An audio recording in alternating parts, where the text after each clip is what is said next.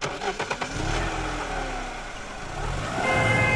everyone, welcome to the on-the-go edition of Nansanity Chronicles. I had a long drive today, so I thought that I might take you guys with me on this little excursion of mine and share some insights that I've had in the last couple of weeks with you. And I wanted to talk to you a little bit about patterns of behavior.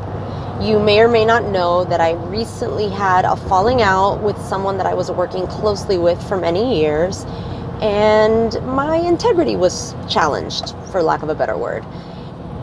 There's a lot of things that would lead someone to question someone's integrity or make accusations. Patterns of behavior should probably be the biggest indicator. If someone has never given you any reason to question their integrity, if you've worked closely with them or been involved in any kind of relationship with them where their integrity has been kind of at the forefront of their personality, and they've always, practiced typically doing the right thing in every scenario that they encounter, then if something comes up where you might question their integrity, my philosophy is they've earned the benefit of the doubt. Now, if someone has a history of doing questionable things, of mistreating people, of being deceptive, deceitful, or manipulative, then of course they really haven't earned the benefit of the doubt. Now, I mentioned this incident a few weeks ago on Snapchat, and I did get a lot of messages from you asking me basically who I was talking about. And I'm going to go ahead and keep my lips sealed on that particular aspect of the story. And in fact, I think I'm not going to really speak about the specifics of exactly what went down, simply because I don't want to sound like I'm bad-mouthing anyone or lashing out. But I thought that this would be a really good learning opportunity. And I always want to give you an example of something that I've seen or experienced. So I think with this particular learning lesson, I'm going to use an example of something that I actually watched happen on a team that I was a part of. And it really kind of opened my eyes to the way certain people treat others and the whole concept of the benefit of the doubt. So there was a person on this coaching team who spent probably a good 6 years working their business and trying really hard to just kind of make a successful business in the eyes of their coach, in the eyes of the industry, in the eyes of the company. And for those 6 years that this person was on the team, they've never exhibited anything but integrity. They have exhibited honesty and just being what we like to call courageously forthright. And then they decided that they were ready to move on. They moved on to a different organization. They decided that they no longer wanted to be associated, and not in a negative way, but they didn't want to be associated with the company that they had been working with for a while. And the upline sponsor of this person lashed out immediately at this person and accused them of poaching customers and other distributors. So much so that this person ended up being attacked, chastised, ostracized, and blacklisted. And there was an ongoing list that was created at this time of people who had left the organization so that existing people in this organization would block them on social media and hide their friends lists from them. And it was all very cloak and dagger. Everyone was freaking out, thinking that their customer lists and their distributor lists were being poached. Now, going back to the philosophy of the benefit of the doubt, if this person didn't exhibit any traits of someone who would poach a customer in 6 years of working with them, what would make you default to thinking that they would do it now? I understand it can be a scary situation when you're working really hard to grow a business and you've established relationships with people, and then someone can come right behind you and scoop them up. Here's my thoughts on that. If you've established a positive relationship with your customers and your distributors in your downline, they're not going anywhere. and I've said this before in a previous podcast, if you have a reputation for really cultivating a great culture on your team and treating people with respect and dignity and honesty, then they are not going to be poachable.